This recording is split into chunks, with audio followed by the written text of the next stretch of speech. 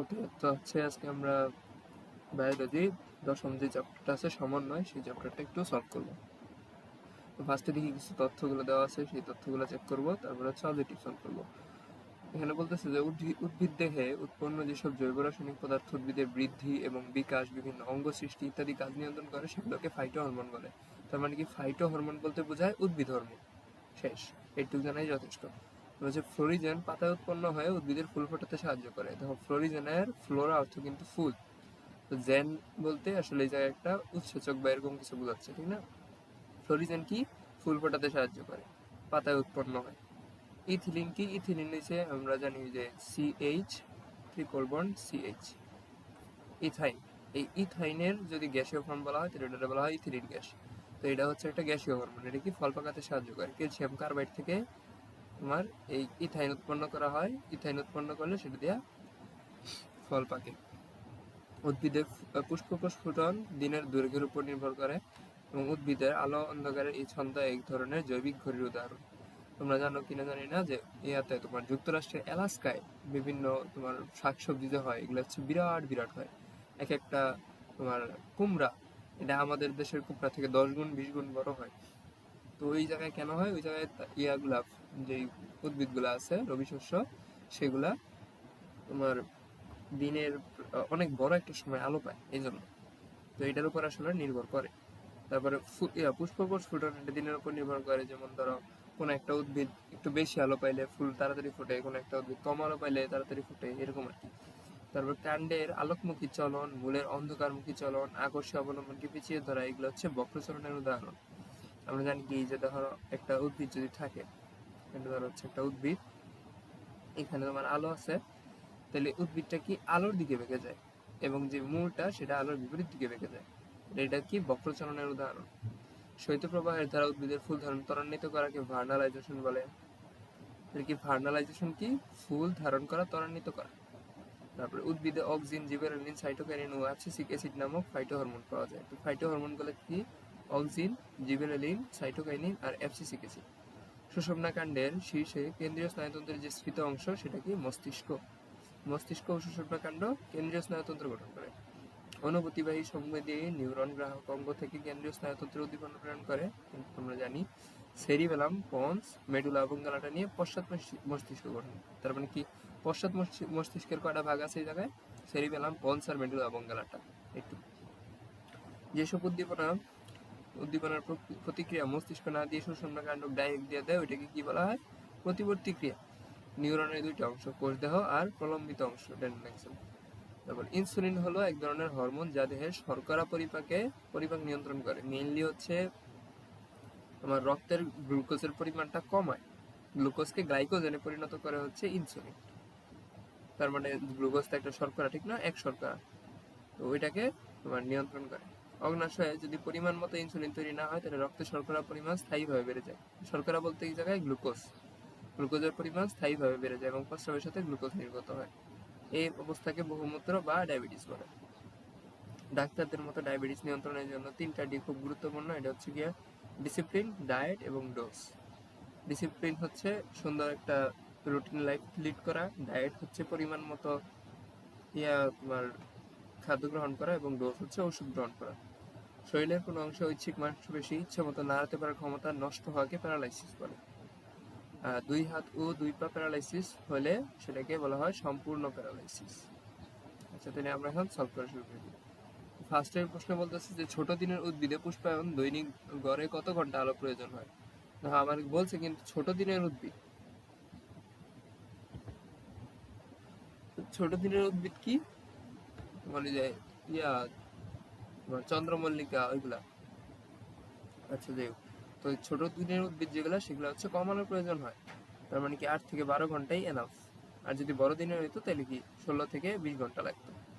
আচ্ছা, দৈনিক 12 থেকে 16 ঘন্টা প্রয়োজন হয়। এই দেখো প্রশ্ন এসে করছে, এই যে এটা হচ্ছে বড় দিনের উদ্ভিদ। তারপরে কি হচ্ছে, উদ্ভিদের আলো অন্ধকারের ছন্দের উপর ভিত্তি করে পুষ্পধারী উদ্ভিদকে কয় ভাগে ভাগ করা যায়। পুষ্পধারী উদ্ভিদ তোমার আলোর উপর ভিত্তি করে 3টা, একটা হচ্ছে আলোক নিরপেক্ষ, একটা হচ্ছে ছোট দিন, একটা হচ্ছে বড় দিন, ঠিক না? তাহলে সেটা কোনটা, এই যে 3 ভাগে ভাগ করা যায়। এবার পুষ্পায়নে দিনের আলোর প্রভাব ফেলে না কোন উদ্ভিদ, মানে যে উদ্ভিদের উপর আলো দেওয়াও কোন চায় না দাও কিচ্ছুই আসে যায় না, সেই উদ্ভিদটা এই জায়গায় কোনটা, সেটা হচ্ছে যে শশা। শশা বুঝছো? এবার বীজ বপনের পর কত ডিগ্রি তাপমাত্রা প্রয়োগ করলে উদ্ভিদের স্বাভাবিক প্রস্ফুটন ঘটে?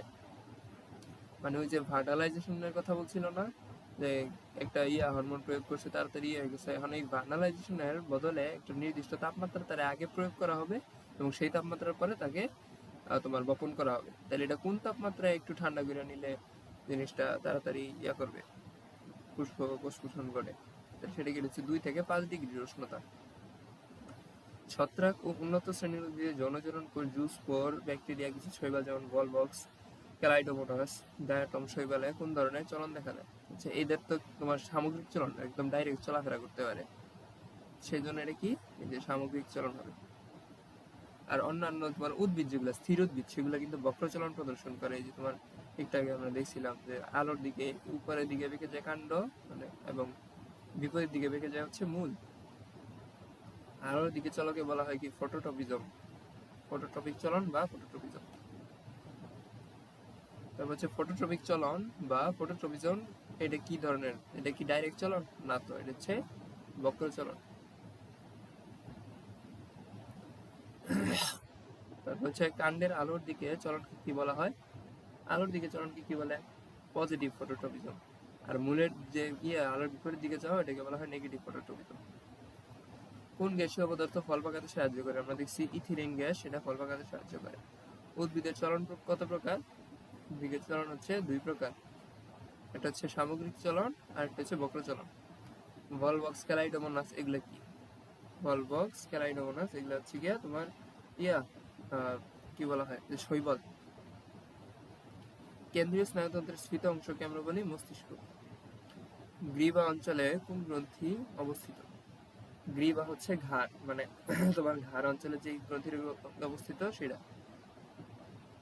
হচ্ছে থাইমাস, থাইমাস গ্রন্থি। গুরু মস্তিষ্ক কোনটি? গুরু মস্তিষ্ক হচ্ছে তোমার সামনের দিকে যে মস্তিষ্ক থাকে, মস্তিষ্কের অংশ সেটা, সেটা কি, এটা হচ্ছে সেরিব্রাম, সেরিব্রাম, সেরিব্রাল হেমিস্ফিয়ার এগুলা। সেরেব্রাল কর্টেক্স কি দিয়ে গঠিত? সেরিব্রাল কর্টেক্স হচ্ছে তোমার গ্রে ম্যাটার। সেরিব্রাল কর্টেক্স কোনটা? তোমার হচ্ছে মস্তিষ্কের একটা উপরের সাইড আছে এবং ভিতরের সাইড আছে। এই ভিতরের সাইড গুলো হচ্ছে গ্রে ম্যাটার আর উপরের সাইড হচ্ছে হোয়াইট ম্যাটার। সেরিব্রামের ভিতরের অংশের রং কি? সেরিব্রামের ভিতরের অংশের রং তোমার চাইলো, এটা কি, সরি, সেরিব্রামের ভিতরের অংশ হচ্ছে সাদা আর সেরিব্রাল কর্টেক্স হচ্ছে তোমার যে উপরের অংশ যেটা সেটা হচ্ছে গ্রে ম্যাটার। আচ্ছা, আর ভিতরে কি, হোয়াইট ম্যাটার, ভিতরে হচ্ছে হোয়াইট ম্যাটার। আচ্ছা, আমি কালারটা চেঞ্জ করে নিই, ভিতরে হচ্ছে হোয়াইট আর উপরে হচ্ছে কি গ্রে। মস্তিষ্কের পিছনে অবস্থিত নলাকৃতির অংশ বৃহৎ অংশ হচ্ছে নলাকৃতি। এই যে তোমার মস্তিষ্ক একটা, মস্তিষ্কের পিছনে হঠাৎ করে একটা লাইন বের হয়, এই যে নলাকৃতির যে অংশ, এই জিনিসটাকে তোমার কি বলে? এটা কিন্তু মেডুলা তোমার অবঙ্গলাটা।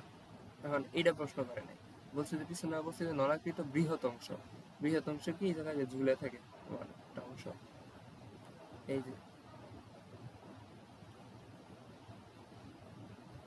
এটা বলছে তোমার পন্স।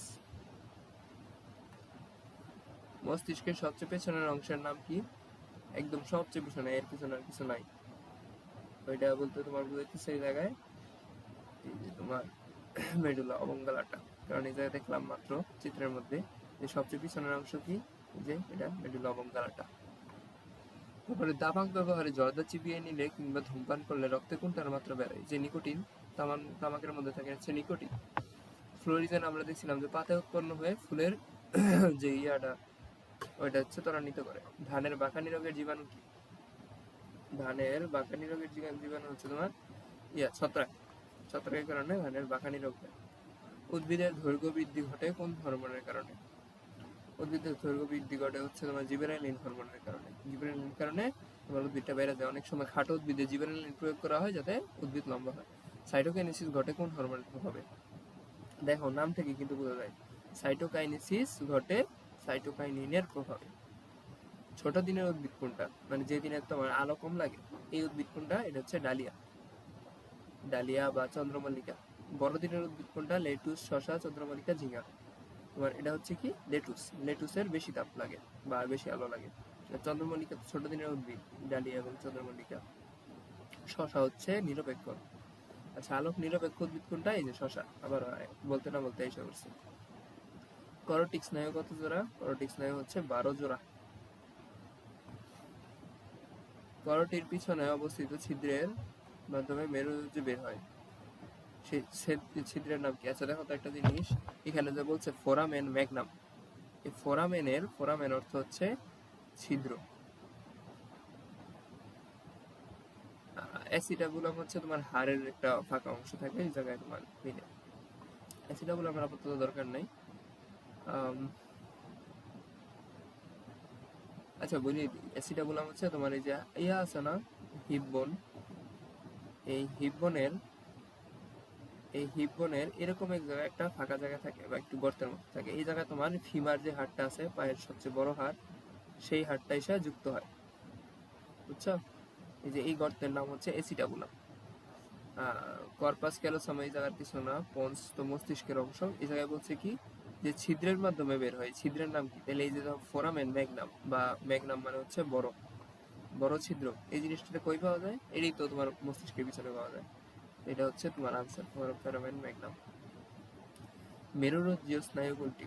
মেরুরজ্জীয় স্নায়ু হচ্ছে 31 জোড়া, কেন্দ্রীয় স্নায়ু হচ্ছে 12 জোড়া, আর মস্তিষ্ক মেরুরজ্জীয় হচ্ছে 31 জোড়া।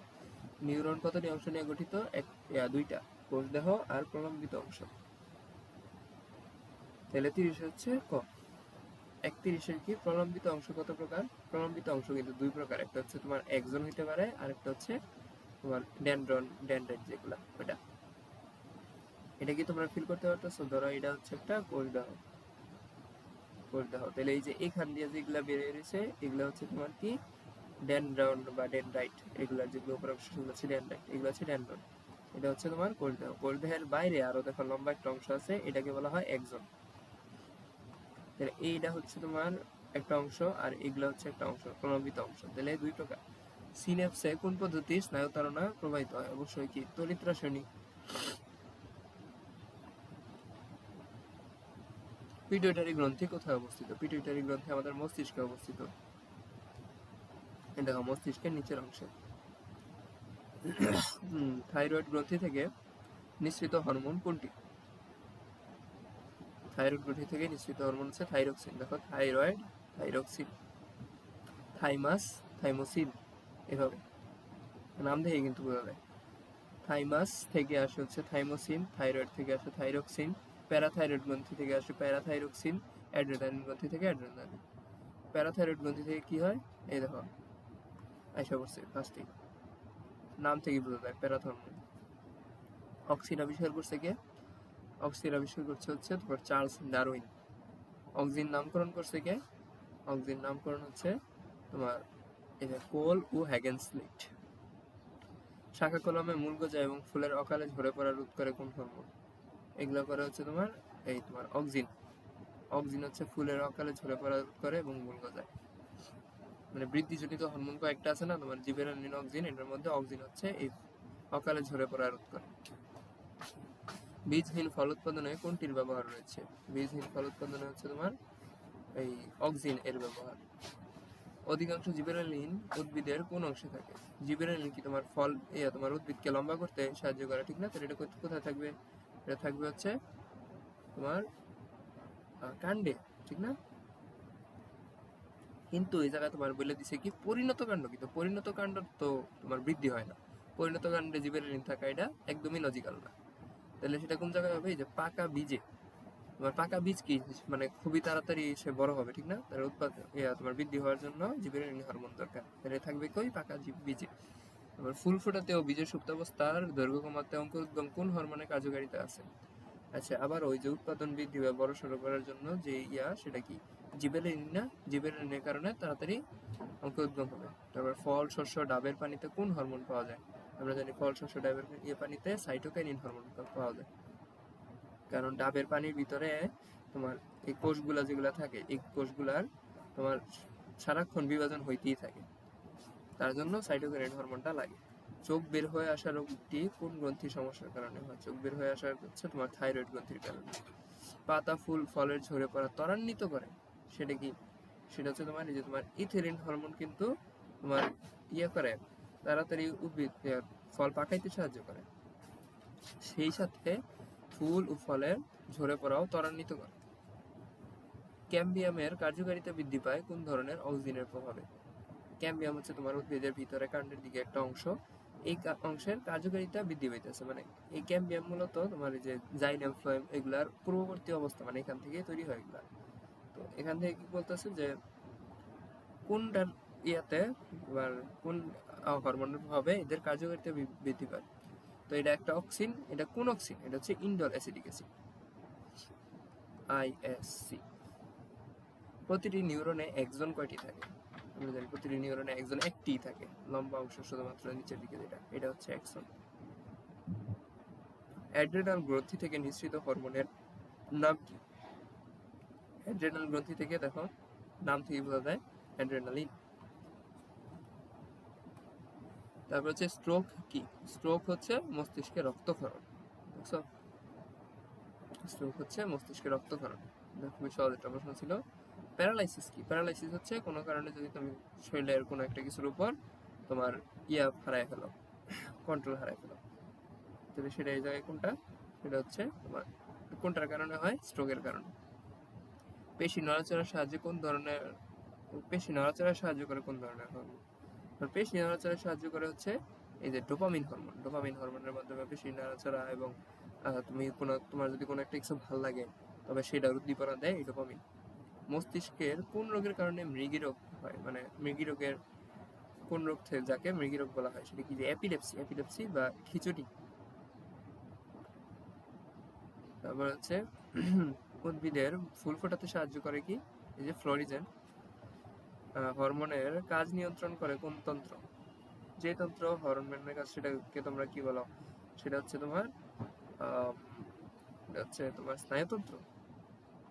হরমোনের কাজ নিয়ন্ত্রণ করে। কোন হরমোনের উপর নির্ভর করে পিঁপড়া খাদ্য সংগ্রহ করে? যে ফেরোমন হরমোনের তোমার প্রভাবে কিন্তু তোমার পিঁপড়া বা বিভিন্ন ইনসেক্ট এগুলা খুবই প্রভাবিত হয়, এই জন্য ফেরোমন ট্র্যাপ তৈরি করা হয়, সব ট্র্যাপের মাধ্যমে পোকামাকড় মারা হয়। রাসায়নিক দূত হিসেবে অভিহিত করা হয় কাদের? রাসায়নিক দূত কারা? যারা হচ্ছে তোমার মস্তিষ্কের বা কোনো একটা জায়গার প্রতিক্রিয়াকে তোমার রসায়নের মাধ্যমে ওই জায়গায় নিয়ে যায় এবং ওই জায়গায় তোমার একটা কাজ করে। ধরো শরীরে কোনো একটা জায়গায় বৃদ্ধি, কোনো একটা জায়গার রক্তক্ষরণ হয়েছে, ওই জায়গায় গিয়ে রক্তক্ষরণকে থামানো, ওই জিনিসগুলা একটা যদি রাসায়নিক দূতের মাধ্যমে করা হয় সেটা। তাহলে এগুলা কারা? এগুলো হচ্ছে হরমোন। স্নায়ুতন্ত্র কয় ভাগে ভাগ করা যায়? স্নায়ুতন্ত্র হচ্ছে দুই ভাগে, একটা হচ্ছে তোমার কেন্দ্রীয় স্নায়ুতন্ত্র আর একটা হচ্ছে মেরুরজ্জীয় স্নায়ুতন্ত্র, দুটা ভাগে ভাগ করা যায়, ঠিক না? তারপরে কোন গ্রন্থি থেকে নিঃসৃত হরমোন রক্তের গ্লুকোজের মাত্রা নিয়ন্ত্রণ করে? দেখো এটা কি বলছে যে রক্তে গ্লুকোজের মাত্রা নিয়ন্ত্রণ করে কি? ইনসুলিন। ইনসুলিন কি করে? এই জায়গায় তোমার C6H12O6 আছে, এটা থেকে গ্লাইকোজেন উৎপন্ন করে, গ্লাইকোজেন পরে হচ্ছে জমা হয়ে থাকে। তাহলে এই জিনিসটার উৎপত্তি কোথায়? ইনসুলিন কিন্তু আসে হচ্ছে অগ্নাশয়। অগ্নাশয়ের তোমার একটা অংশ আছে আইলেটস অফ ল্যাঙ্গারহ্যান্স, আইলেটস দ্বীপপুঞ্জ, এই জায়গা থেকে। কত সালে বাংলাদেশের মাদক দ্রব্য নিয়ন্ত্রণ অধিদপ্তর প্রতিষ্ঠা করা হয়? এটা হচ্ছে প্রতিষ্ঠা করছে একটা সময়, তারপর আবার বিভিন্ন সময় এগুলারে চেঞ্জ করা হয়েছে। এটা হচ্ছে তোমার 1990 সালে। কোনটি গ্রহণে স্নায়ুকোষের কার্যকারিতা নষ্ট হয়? স্নায়ুকোষের কার্যকারিতা নষ্ট করে কি? দেখো নিকোটিন। এই জন্যই তো তোমার তামাক খাওয়া এগুলো আছে শরীরের জন্য খুবই ক্ষতিকর। দেহের ডান অংশকে নিয়ন্ত্রণ করে হচ্ছে বাম অংশ, বাম হেমিস্ফিয়ার, ঠিক না? এবং বাম অংশকে করে ডান অংশ। এভাবে মানুষের সেরিব্রামের কোন অংশ তুলনামূলক বেশি উন্নত? তো মানুষের হচ্ছে যে অংশটুকু সবচেয়ে বেশি কাজে লাগে সেই অংশ বেশি উন্নত। তবে তুমি যদি সেরিব্রামের ডান এবং বামের মধ্যে চিন্তা করো তাহলে বাম অংশটা বেশি উন্নত। একজনের আবরণকে কি বলে? এক্সিলেমা, ঠিক না? এই জায়গায় তোমার আছে, এই জায়গায় তো নাই। তাহলে এই জায়গায় আছে কি? এই জায়গায় আছে হচ্ছে নিউরিলেমা, মানে নিউরনকে আবরণ করে যে আবরণ, সেটা হচ্ছে নিউরিলেমা। নিউরোলেমা ও একজনের মধ্যবর্তী অঞ্চলে স্নেহ পদার্থকে কি বলে? এটা হতো নিউরোলেমা, আর এটার একজনের মাঝখানে যেটা সেটা কি? মায়োলিন। মায়োলিন স্নেহ পদার্থ দ্বারা পূর্ণ থাকে। একজনের মূল অক্ষের আবরণীকে কি বলে? এই যে একজনের মূল অক্ষের যে আবরণ, সেটা হচ্ছে তোমার একজোলেমা নাকি একজোলেমা। আর মায়োলিন আবরণীবিহীন অংশ যেখানে নিউরোলেমার সাথে একজনের প্রত্যক্ষ সংস্পর্শ ঘটে সেটাকে বলা হয় কি? রেনভিয়ারের পর্ব। তাহলে রেনভিয়ারের পর্ব কোনটা বুঝছো? এটা যদি একটা কোষদেহ হয়, আমি যদি একটা আইকা দিলাম, এটা হচ্ছে কোষদেহ। কোষদেহের পরে এখানে হচ্ছে একজনের তোমার অংশগুলো এই জায়গায় দেখো কি বলতেছে যে মায়োলিন আবরণী বিহীন। এই যে দেখো এই যে ছোট অংশটুকু, এই যে ছোট অংশটুকু, এই যে কিন্তু আবরণী নেই, ঠিক না? আবরণী নাই অংশ যেই যতটুকু, ওইখানে তোমার নিউরোলেমার সাথে একজনের প্রত্যক্ষ সংস্পর্শ ঘটে, মানে একদম আইসা মিলে যায় এই জায়গায়, আবার এখান থেকে শুরু হয়। এই অংশের নাম হচ্ছে রেনভিয়ারের পর্ব। প্রতিবর্তী ক্রিয়া মূলত কি দ্বারা নিয়ন্ত্রিত হয়? এটা কি মস্তিষ্কে যায়? যায় না কিন্তু। সেটা এই যেই জায়গায় তোমার তোমার মেরুদণ্ডে অবস্থিত সুষুম্নাকাণ্ড থেকেই পাস হয়ে যায়। স্নায়ুতন্ত্রের পরিচালক মস্তিষ্ক কয়টি অংশে বিভক্ত? সেই দায় বলছে যে পরিচালক মস্তিষ্কের অংশটুকু হচ্ছে 3 অংশ: অগ্র মস্তিষ্ক, মধ্য মস্তিষ্ক এবং পশ্চাৎ মস্তিষ্ক। এই 3টা মস্তিষ্ক স্নায়ুতন্ত্রের পরিচালক।